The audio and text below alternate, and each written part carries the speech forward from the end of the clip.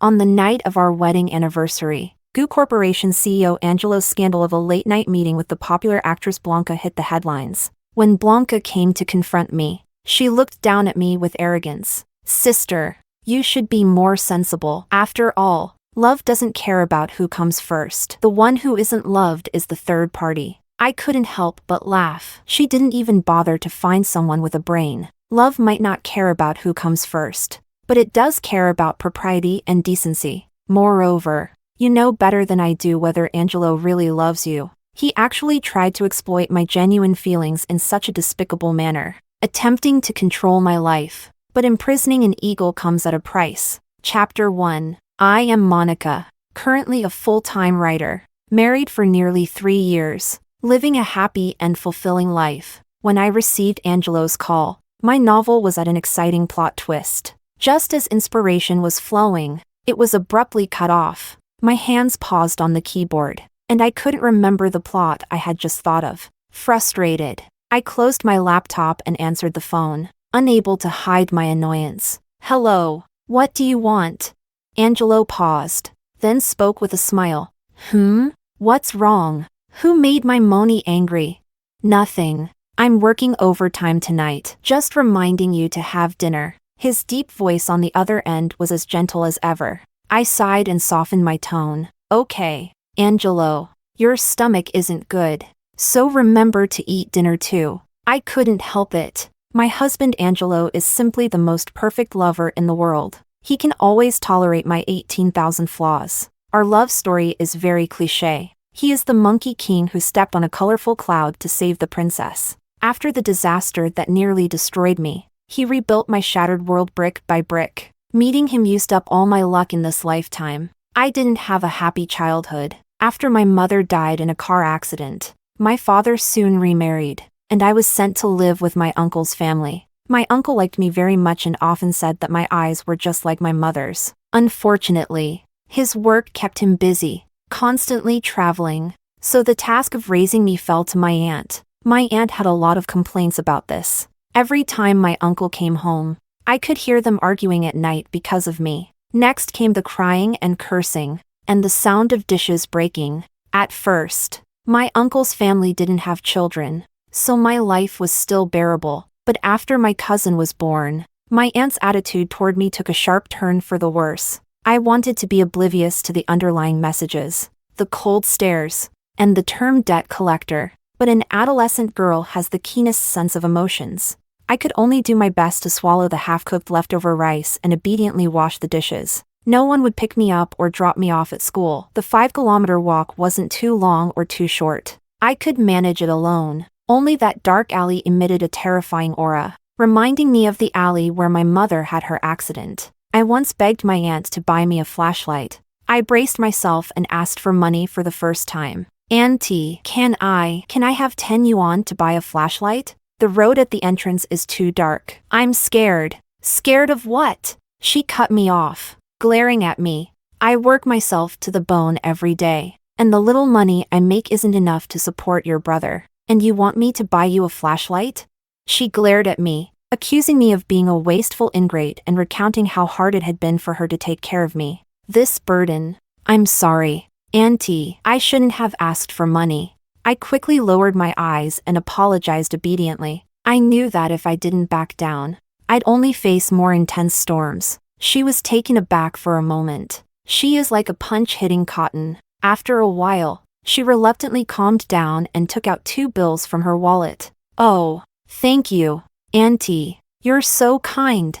I cheerfully took the money and sincerely thanked her. Thankfully, Auntie had a rare moment of softness, but her next words froze me in place. "Go buy diapers for your brother." I looked up, and the sarcastic expression on her face was so glaring. I don't remember how I left the house that day. When I came to my senses, I was already standing in front of that dark alley. I forced myself to move my stiff legs, ready to run through the alley as fast as I could. Suddenly, something in the darkness tripped me. Before I could get up, a sharp pain struck the back of my head. The sound of a breaking bottle exploded in my ears. The world spun, and the light in front of me gradually faded. Before losing consciousness, I reached out desperately, but only grasped endless darkness. Pain. So much pain. I don't know how long it took, but I struggled to wake up from the darkness. The nauseating smell and heavy breathing in the darkness fermented, enveloping me in overwhelming fear and pain. I hated my blank mind, hated my stiff body. I hated that no matter how hard I tried, I couldn't struggle to escape. Suddenly, footsteps sounded at the entrance of the alley. The faint noise reignited my strong will to survive, and I found my voice with all my strength. Help! Help! But the sound was too weak, drowned out by the howling north wind. The figure on top of me realized I was awake and violently grabbed my hair, smashing my head against the ground. Once, twice. My cries for help were shattered, blood flooding my nasal cavity with a gurgling sound. But it was the thudding sound that someone heard. "Ah, Dad, come quickly! Call the police!" A boy's scream. Someone rushed into the alley, followed by more people. And finally, the sound of sirens. I finally sank into unconsciousness. I knew I was saved. Chapter 2. Moni, don't be afraid. Don't be afraid. I'm here. It was Angelo's voice. The tears on my chin hadn't dried yet as I looked up in confusion. It was Angelo. Wasn't he working late? Why was he back?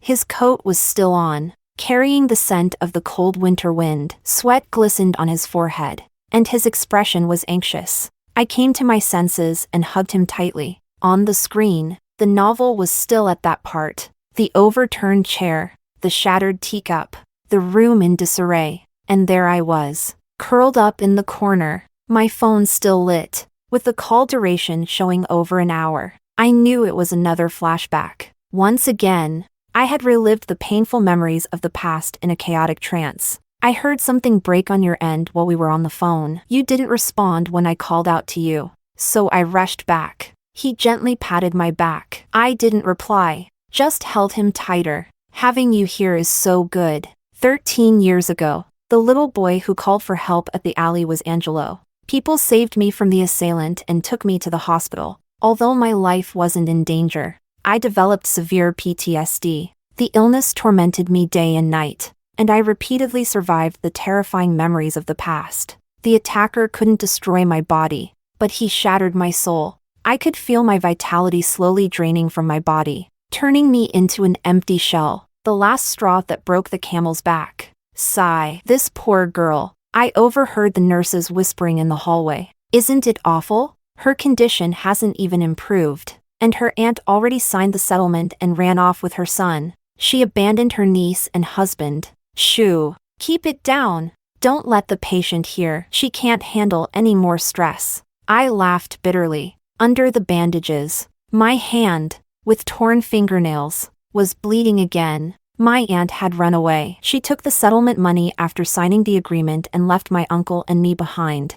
I didn't understand why I was always the one abandoned. Why was there never a place for me? Why, among all the brightly lit homes, was there not a single light for me? It's better this way. I would no longer be a burden to anyone. The biting wind on the rooftop steeled my resolve, pushing me towards the end. The piercing cold was the only proof I was still alive. How ironic. In such a bitterly cold wind, for the first time in years, I smelled freedom. Mom, I'm coming to find you. I closed my eyes. Monica. Who? The feeling of weightlessness hit in the opposite direction as I fell into many warm arms. I turned around, and there was Angelo, along with the medical staff who had come to the rooftop. He had come to visit me but found my room empty, so he quickly called for help to find me. By a twist of fate, he saved me a second time. I looked at the worried faces of so many people and suddenly felt guilty. I'm sorry, I mumbled, lowering my head. Don't apologize. He interrupted me. He gently took my hand and placed a get-well card in it. Sister, it's not your fault. I know, you're just sick. Don't worry. My dad can help pay for your medical bills. You need to get better soon. He shook his head. Winter has come. Can spring be far behind? There was a poem on the card. Suffering will eventually turn into the wind and smoke, like a grain of salt on the shore of coast. The writing was childish, but it brought tears to my eyes. I held his hand, as if holding on to an entire spring. Chapter 3. After being discharged from the hospital, Angelo wanted me to live at his place and be his sister. But I declined. When my mother was still alive, she taught me not to accept favors without repaying them. I had already received so much from him, and now that I was healthy, how could I let my benefactor continue to support me? With the help of poverty allowances and student loans, I attended school during the day and worked several part-time jobs at night. With my own hands, I managed to pay off my medical bills. I knew his family was wealthy, his father being the president of a large company, and that this money was nothing to him, but I couldn't take it lightly. Later, I got into a good university. Being away from the environment that held traumatic memories, my life gradually got back on track. In college, I began making new friends and also saw a familiar old friend, Angelo. He was 2 years younger than me. I remembered him as a playful kid who didn't like studying, yet he managed to get into the same university as me. Sister, I've caught up with you. He smiled, bright and clean. I'm an adult now. Can I pursue you? The afternoon spring sunlight cast small shadows on his eyelashes. My heart skipped a beat. This sun-like boy reminded me of the spring day after that harsh winter. Under his persistent pursuit, we fell in love. After graduating from university, we got married with everyone's blessings. They all joked that Angelo had hit the jackpot by marrying the goddess of our journalism department. Only I knew that I was the lucky one. If it weren't for him, my life would have ended that desolate winter night. After marriage, we were very happy. He took over the family business and became the company president, while I worked as an editor at a newspaper. But for some reason, even though everything was happy and perfect, and my life was smoothly back on track, my PTSD started to relapse. This was illogical. With proper treatment, my PTSD had been clinically cured by my sophomore year. I hadn't been subjected to any trauma, so why was it relapsing? I couldn't figure it out. Angie, I feel like my condition is relapsing lately. Angelo was taken aback and then hugged me with concern. How could that be? Is my wife under too much work pressure? Why don't you quit your job? I was stunned. I had never thought of quitting. Although this job was tough, it was indeed my passion. How can that be? I know you have the financial capability, but my life needs to have its own value. He was indifferent. What's the big deal? Even if you had no value, I would still love you. I was startled, not understanding how he could say such a thing. How could you say that? His face stiffened, realizing he had misspoken, and softened his tone. I didn't mean it that way. You know that. All right. Don't think too much. Just know that I'll always be your strong support. See, you're under too much pressure, getting upset over nothing. I touched my nose, feeling a bit embarrassed. Maybe I had been too harsh on him. I shouldn't have taken it out on him. I didn't think much of it, but my health deteriorated day by day, constantly failing me at work. Finally, during a presentation, I lost focus while giving my PPT. The editor-in-chief looked at me helplessly. I'll keep your position for a year. That's the limit of my authority. She took my hand, speaking earnestly. Moni, you have a lot of talent. I really admire you. Young lady, don't carry everything on your own. Get well soon. We're all waiting for your return. I looked up and saw my colleagues crowded outside the door. My eyes turned red. Thank you, editor-in-chief. Thank you, everyone. I couldn't let them down. My condition wouldn't relapse for no reason. The cause must be nearby. A year would be enough time for me to kick it out of my life. Chapter 4. When I left work, Angelo's Range Rover was parked outside. Seeing me approach, he got out of the car to greet me. My nose tingled, and I wrapped my arms around his waist. I told you not to come. He affectionately ruffled my hair, comforting me. How could I not come when my wife is being bullied?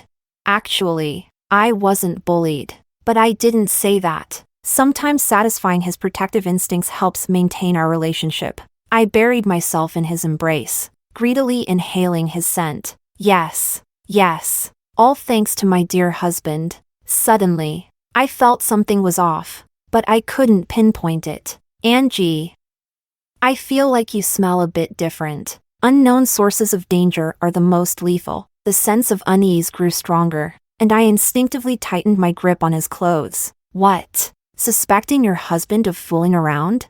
He chuckled and ruffled my hair. Before I could explain my concerns, he spoke first. Because your husband is thoughtful. I replaced the camphor balls in the closet with natural camphor. The doctor said the synthetic ones are bad for your health. I sniffed. Indeed, it wasn't the same pungent smell as before. Instead, it was the fresh scent of camphor leaves. I awkwardly rubbed my nose, realizing I was making a big deal out of nothing. I was just asking. Let's go home. I'm starving. I let go of his clothes, realizing I had wrinkled his perfectly ironed collar. I was stunned. Since when had I become so reliant on him?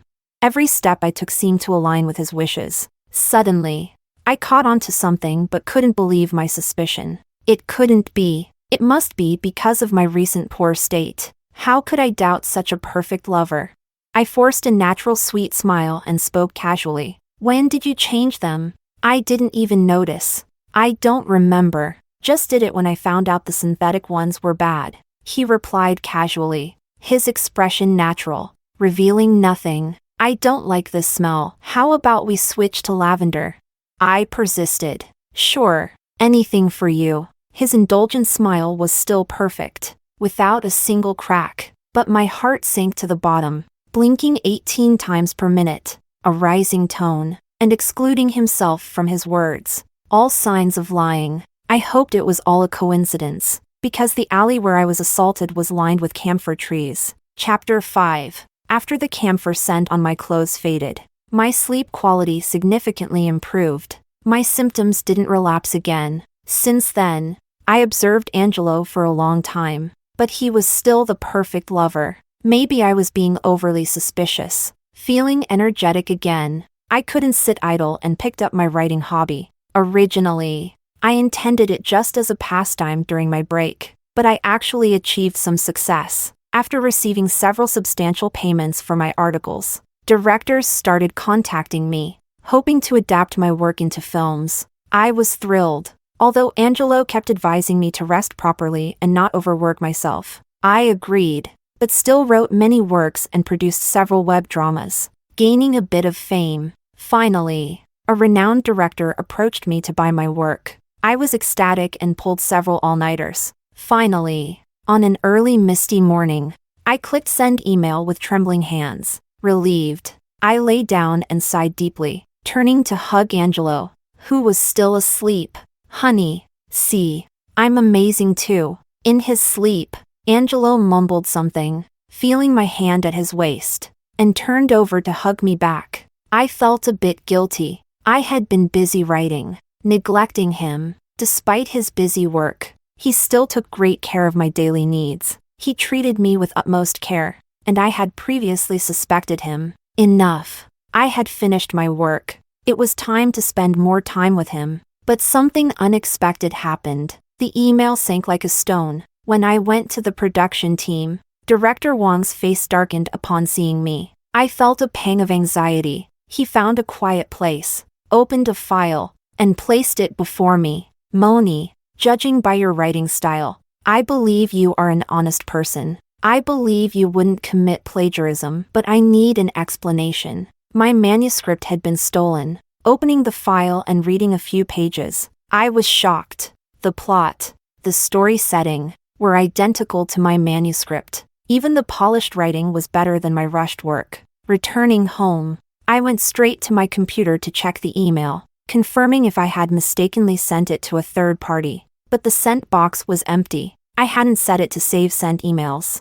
I collapsed onto the bed in despair. At this point, I could only work a few more days. Chapter 6. My illness relapsed again. This time, it was probably due to the immense mental stress. That manuscript was already a piece into which I had poured my heart and soul. Now, with the setting and plot all needing major revisions, and with time so tight, I didn't even have time to eat. I wanted to hide it from Angelo. He has always disapproved of my overworking habits. If he knew my old illness had returned, he would be heartbroken, but he found out anyway. I had a sudden attack while talking to him on the phone, causing me to break a teacup. He dropped everything at work and rushed home. I already felt guilty, and now I felt even more ashamed. But, as always, he had no complaints. I watched his reassuring back. The broken pieces of the cup were already cleaned up, and he was wiping the tea off my computer keyboard. After drying the water,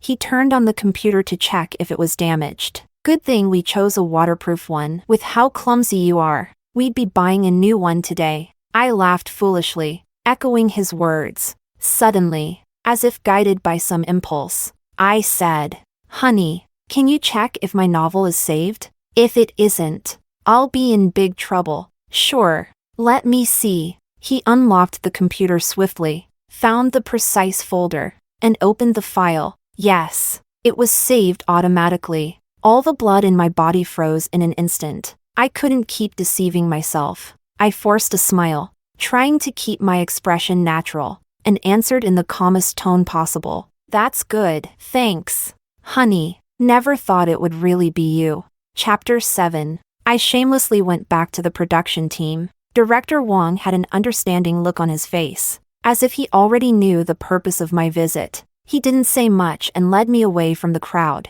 "I'm really sorry. The manuscript hasn't been revised yet. And here I am again. Do you know where this manuscript came from?" Before I could finish, Director Wong had already brought up the page. It was an email address for an open call for scripts, and the file was an anonymous submission. We can't contact the anonymous submitter, but in this situation, we can't use your manuscript either. You should think about if you've offended anyone. I stayed at home all day. Who could I have offended?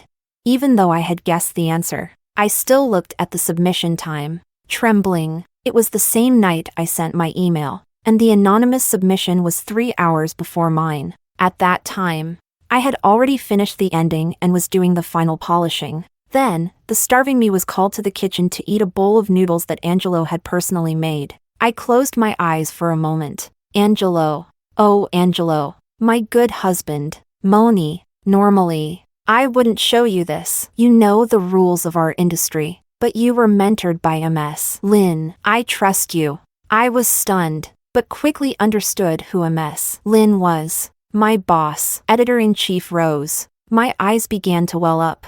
I had already left, but my family at the newspaper still shielded me in this way. I had planned to finish handing over the scripts and then return to my position, but now it seemed that some people and some things needed to be dealt with. "Thank you. I will handle the manuscript issue in the next few days." Chapter 8. Camphor Trees. Anonymous sender. How much more is there that I haven't discovered?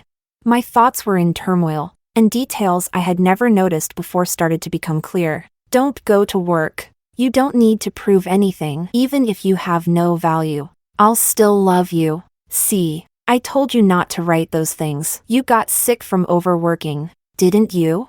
How long has it been since you spent time with me? Is it all for this lousy job that doesn't even pay well? You.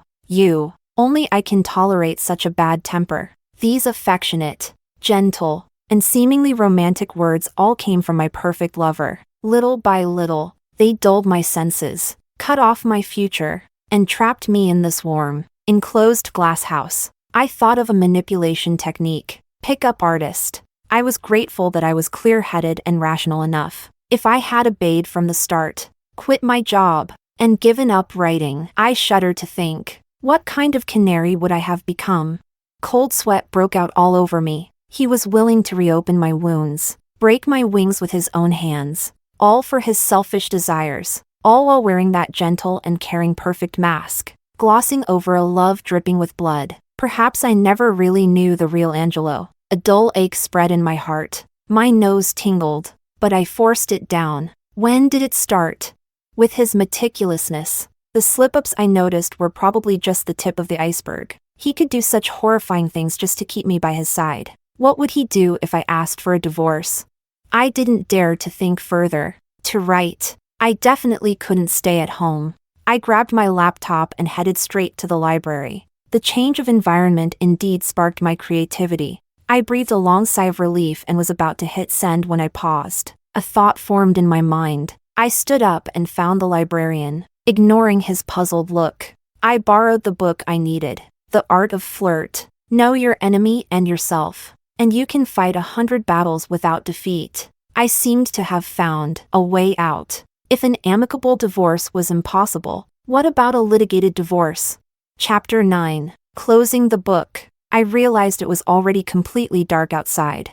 I took a deep breath and pushed the nauseating so-called techniques out of my mind for the time being. I fished out my card holder and retrieved the now yellowed card. Suffering will eventually turn into the wind and smoke, like a grain of salt on the shore of coast. I tore it into pieces. This gaslighting scam, using a deceitful mirage to enslave genuine feelings, has dragged so many people into an abyss from which there's no escape. Pretend to be a heartbroken wanderer, act like a successful emperor, or be a romantic poet. Ridiculous. It turns out a person doesn't just suddenly become rotten. Even when he was that young, he knew how to manipulate others' emotions. My phone buzzed again. I glanced at it, seeing dozens of missed calls. I chuckled and turned off the screen. I no longer worried about alerting him. There was no need to pretend anymore. What I wanted now was for him to lose his temper and reveal his true nature. He would misjudge the situation, escalating his psychological manipulation.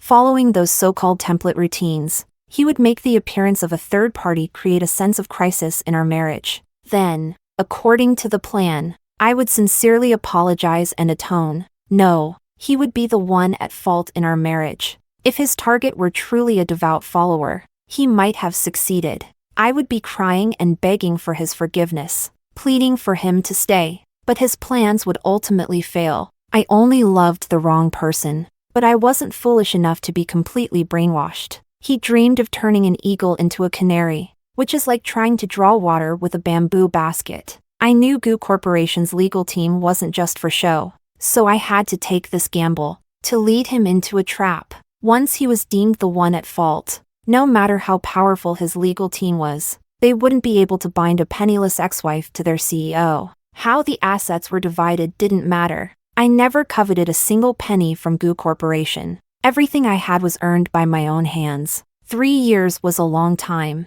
but it wasn't my whole life. Freedom is my bottom line. Even if money is spent in a flash, it can still be earned again. Chapter 10. When I returned home, Angelo was still awake. Turning on the light, I was startled to see him sitting in the living room. "What are you doing? You scared me." He looked up, dark circles under his eyes, hair disheveled. It seemed he hadn't slept well while I was away. "Where have you been? Not answering your phone. Not coming home." Still that same affectionate look, that worried tone. But this time, I didn't miss the trace of ruthlessness in his eyes. How laughable. If love can be faked, how much of this concern is real? I feigned innocence, hitting him where it hurt. "I was revising my manuscript. Your wife is now successful and famous." Sure enough, he scratched his head irritably, the affectionate look showing a crack. He couldn't tolerate his plaything challenging his authority. Does he love me? I don't know. All I know is that, to him, I am just an object he wants to possess at all costs. Why bother with that useless stuff? Don't I earn enough for you to spend?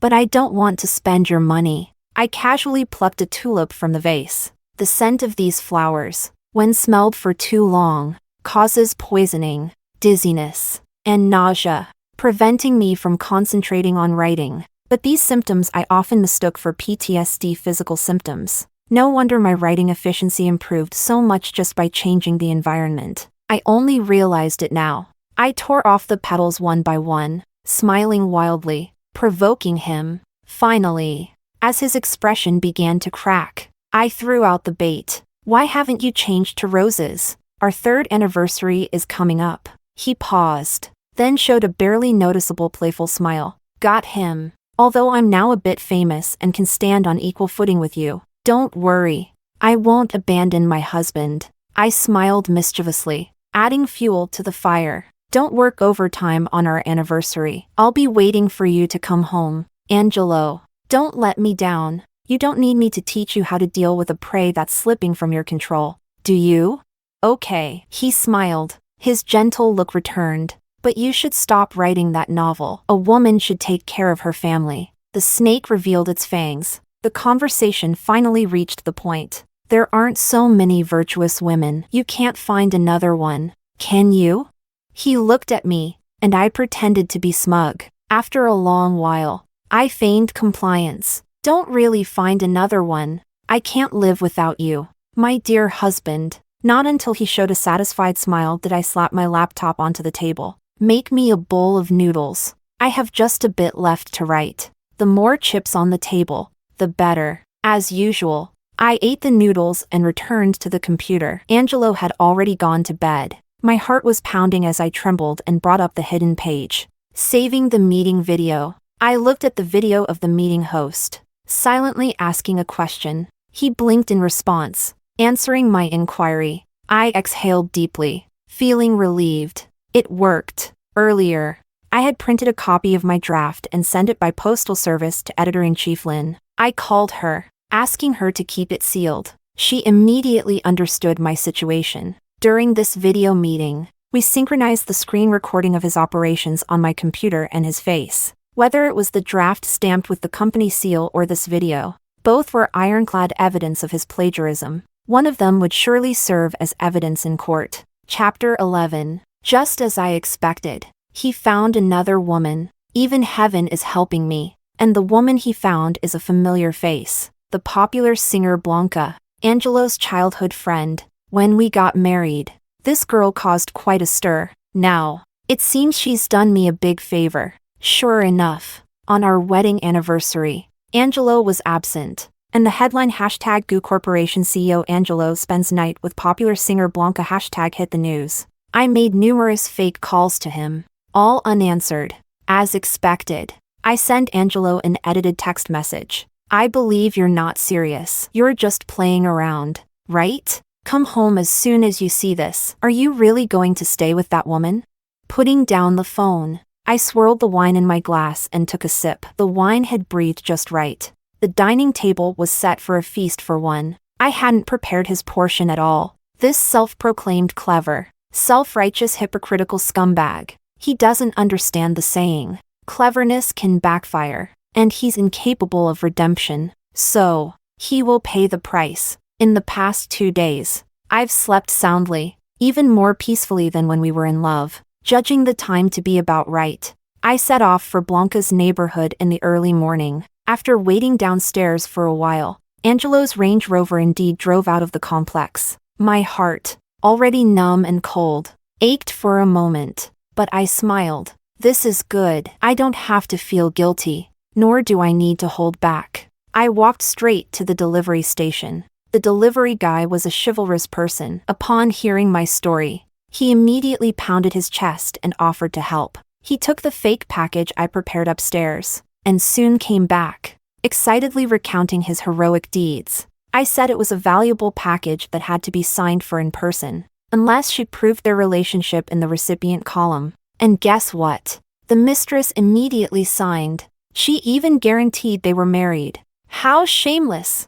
He vowed indignantly to testify in court. No amount of money can allow one to have 2 wives. I thanked him profusely, and he waved goodbye from a distance as I left the complex. I wiped away the tears that almost overflowed. There are still good people in this world. Today, with the key evidence of bigamy in hand, I can initiate legal proceedings. I looked up at the sky. It was rare to see such a blue, clear sky in winter. I took a deep breath. How wonderful. I am about to be free. Chapter 12. I didn't expect Blanca to show up at my door. She stood with her hands on her hips, posing like a young lady, looking down at me. Sister, you should be sensible. After all, love doesn't care about who comes first. The unloved one is the third party. I couldn't help but laugh. What kind of taste does Angelo have? He couldn't even find someone with brains. Love may not care about who comes first, but it does care about propriety and decency. I watched as her face turned red, speaking each word clearly. Moreover, you know better than I do whether Angelo truly loves you. Her body trembled slightly. I laughed at myself. So, even she knew, to some extent, what kind of person Angelo was. I was the only one kept in the dark from beginning to end. I stood up and stepped closer to her. You've known Angelo since you were young. You should know better what kind of person he is. If you can persuade him to divorce, I would be more than willing. Her eyes began to fill with tears. avoiding my gaze. Blanca, you still have a bright future ahead of you. Are you really willing to give up the path your parents painstakingly paved for you, just to be his possession? She didn't answer. After a long time, she looked up, her eyes filled with tears. I knew I couldn't win against you. I laughed in exasperation. I wasn't advising her out of pity, but to prevent another girl from falling into his trap. If I were intent on competing with her, would I need to waste my breath? I ignored her and walked past her. You turned him down so many times, yet he still ended up with you. I stopped. Turned him down? I never rejected Angelo. Logic told me not to pay attention, that completing the divorce was more important, but my gut told me something was amiss. I turned back. She realized she had slipped up and tried to leave, but I grabbed her. Explain yourself. She cried out in pain, but under my persistent questioning, she finally spoke the truth. Stammering, it's just, when we were in elementary school, I secretly threw away a lot of the love letters Angie wrote to you. He always thought you rejected him, he even hated you for a while, but you two still ended up together. I couldn't believe it and confirmed again. You were in elementary school? Angelo was in his first year of middle school. A horrifying realization hit me. My mind was in turmoil, and all the blood in my body rushed to my head. Blood trickled from my nose, and a buzzing sound filled my ears. Terror ravaged my body like a storm. Every cell shrank in fear, and the dark night from years ago consumed me. Blanca's exclamation was faint in my ears. My illness flared up violently. I curled up in the corner, sobbing silently. I thought that desperate night was my first encounter with Angelo. But that year, Angelo was in his second year of middle school. Instinct told me I had uncovered a terrifying truth. The brutal reality assaulted my nerves. The incident I experienced, it probably wasn't an accident. So that's how it was. A mentally unstable vagrant suddenly found family members and managed to produce a 200,000 yuan compensation. A teenage boy dared to rush into an alley alone to stop an assailant's actions. Cold, salty bitterness mixed with burning hatred welled up in my heart. Angelo, you must be very proud. All these years, watching your perfect creation worship you as a god. When I regained consciousness, Blanca was holding on to me, crying pitifully. I won't fight with you for Angie. Don't die. Please don't die. I don't want to go to jail. Sob. I sighed. You're crushing my arm. Seeing me recover, she thanked heaven and earth, thanking everyone from her grandparents to her parents. This girl didn't seem very bright. I changed my mind. This divorce, I'll postpone it a bit. Chapter 13. I dialed Angelo's number. I forced myself to sound tearful, expressing how much I missed him. I know I was wrong. Angie, please come back. I said I would finish this novel and promise never to write again. He truly believed I was yielding and smoothly moved back home. I acted coy and asked him to take me on a trip to the Tibetan area. Angelo, I want to see the real Qinghai Lake. My eyes held a dark meaning that only the two of us understood. He hugged me, his face full of satisfaction, barely able to hide his smugness. All right. As a reward for my Moni knowing her mistake and correcting it, it seemed he also remembered that card. Be a good girl, and we'll fly to Qinghai tomorrow. He ruffled my hair as he used to, but I subtly avoided his touch. He buried his head in my neck, missing the deep-seated hatred in my eyes. Angelo, do you know what it feels like to have fear invade your body, tearing everything apart? It's okay if you don't. You'll soon know how terrifying that abyss is. Will you be as scared as I was? I smiled cruelly. Those who wrong me will be pierced by 1,000 arrows. Chapter 14. The sky in the Tibetan region is indeed bluer. Clear streams meander at our feet. Blue poppies with slender stems swayed in the high-altitude wind, their scattered blue blooms lining the stream at an elevation of 5,000 meters. I picked one and tucked it into my hair. My cheeks were flushed from the altitude sickness, making me look like the shy girl from years ago. He seemed a bit dazed, walking closer to me and stroking my cheek. What flower is this? His eyes sparkled with amazement. Blue poppy. It symbolizes eternal love. There's a story about it among the Tibetans. I lied. The green poppy's meaning is resilience, an indomitable, resilient life that cannot be destroyed. I made up a thrilling love story, and he listened intently. In the end, the girl with the blue poppy and the boy who drank the holy water would never be separated. I dipped my fingers into the mountain stream, its water clear to the bottom. The so-called holy mountain and sacred water refer to the Ganges Mountains and the South Asian rivers born from its snow peaks. This stream is likely one of their tributaries. I looked up at him, sunlight dancing on the stones, casting shimmering reflections on my lips. He suddenly leaned down, giving me a passionate kiss. Then, using my hand, he scooped up a handful of stream water and drank it all. We will never be separated either. I smiled, a genuine, bright smile. Slowly, I pinned another green poppy onto his collar. Do you like it? It's a gift from me. He didn't catch my hidden meaning. Anything from Moni. I'll like. He wrapped his arm around me, clearly pleased. Really? Angelo, I hope you do like it. The Tibetan herders never dare to drink unfiltered spring water, and this mountain stream's upper reaches run through a pasture. That night,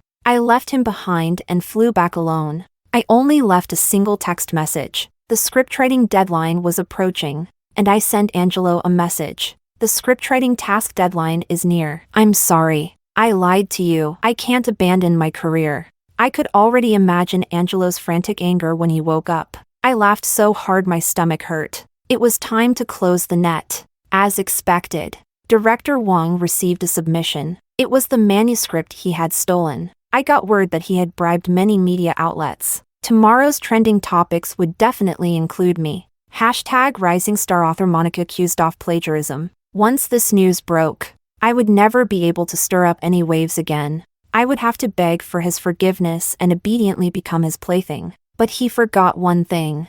Whose domain is the news industry? I made a call. The net is closed. Almost overnight. At a glance, 4 or 5 of the top 10 trending topics were about Angelo. Hashtag Goo Corporation CEO plagiarizes wife's work. Hashtag Goo Corporation president arrested for bigamy. Hashtag Goo Corporation president Angelo faced with wife murder plot charges. Hashtag Goo Corporation heir faced with over 20-year sentence. I put down my phone. It's not over yet. Angelo, what you owe me is far more than this. How does it feel to have your soul and body shattered together? I watched the video of Angelo being interviewed.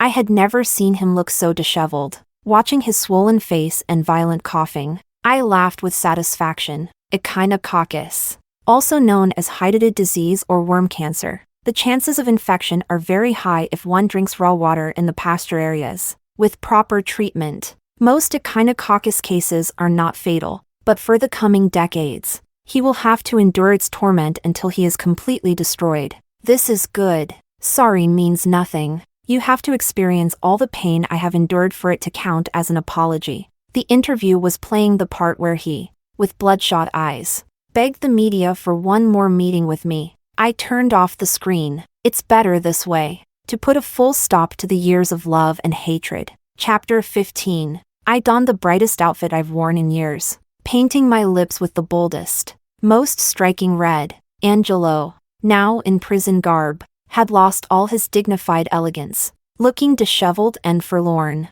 His eyes, red with anger, lunged toward the partition glass in the visitation room, only to be restrained by the guards. I sat serenely on the other side of the glass, quietly observing his miserable state, just as he had once observed me lying on the hospital bed, observing his perfect creation. I spoke first. Do you like it? His pupils dilated, showing a look of hurt and disbelief. You knew that water was undrinkable? Instead of answering, I laughed. As I laughed, tears began to fall. Say something. Why did you do this to me? Moni, speak. He stood up, pounding on the glass, only to be pulled back by the guards. What did I do wrong? How dare you do this to me? Don't you know that with a snap of my fingers, Goo Corporation's legal team can? I know everything. My clasped hands turned white at the knuckles as I fought the urge to scream, gently interrupting him word by word. 200,000. Quite a sum, isn't it? He froze. I think he knew what I was referring to. Moni, it's not what you think. It's not. He seemed to lose all strength, slowly collapsing to his knees in front of the glass. with a glimmer of hope mixed with despair, his voice hoarse as he pleaded. I was wrong. I was too young then. I was out of my mind. He looked like a child who had made a mistake, crying and begging for forgiveness while I remained expressionless. Please, forgive me. I'll atone. I'll stay here and never leave. Just don't abandon me. I just love you too much. His voice broke, tears streaming down, incoherent. I could see he was truly panicking. Perhaps he really did love me, but his love was possessive, controlling, a love that would destroy the mind and body of his beloved just to keep her close. Such twisted love, I cannot accept. I laughed bitterly in anger. This is what you call love? Hurting me, destroying me, controlling me? I couldn't hold back any longer. Trembling with rage and tears, I shouted hoarsely, I am a person, a living, breathing person, not an object, not your canary.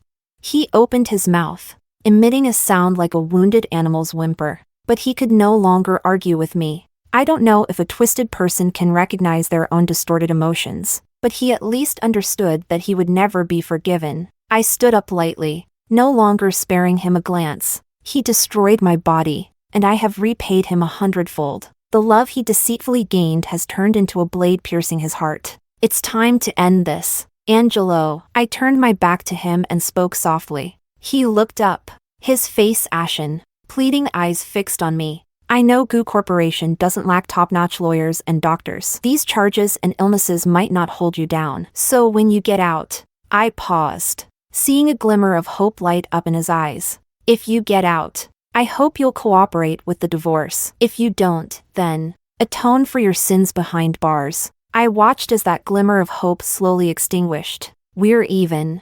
Chapter 16. The enthusiasm from everyone at the newspaper made me feel a bit awkward. My desk was still vacant. The computer screen left exactly as it was when I left. Welcome back. Editor-in-Chief Lynn smiled and extended her hand to me. My eyes instantly welled up. The familiar, warm atmosphere embraced me. I knew then that I didn't want a warm cage. This is the sky that belongs to an eagle. The movie Green Poppy, a collaboration with director Wong, was soon released. The online response was very positive. It's like an epic of the resilient women in the mountains. The green poppy symbolizes resilient life. Just like the heroine, Little Green Poppy. President Goo should see this movie and see what kind of work he almost destroyed. But Angelo wouldn't see it. On a sunny afternoon, like any other day, I received a call from the community office. I was stunned for a moment. Dropping my phone, I stood there in shock until I heard the voice on the other end say,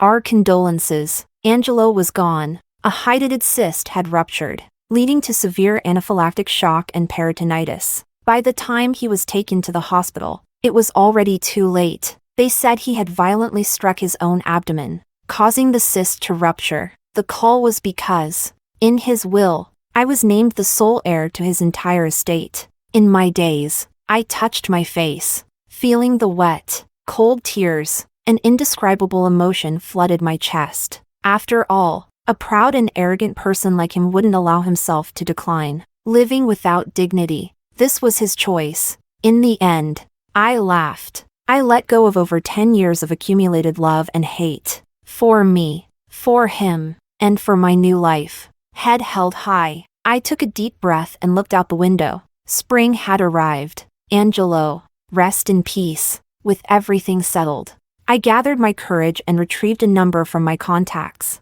I heard that after the incident years ago, my uncle and aunt had divorced. My aunt remarried with a significant compensation but reportedly didn't live well in her new family. Her new husband was abusive, breaking her leg so badly she didn't dare go to the hospital, leaving her with a permanent limp. My uncle, feeling ashamed to face me, moved away. He only sent me money during the holidays, but I could never reach him. I knew he was still blaming himself, but I didn't blame him. I sent a text message to that number. I'm divorced. As expected, the number that had been silent for over a decade called back immediately. Moni, that bastard bullied you? Don't be afraid. Come back to Uncle's house.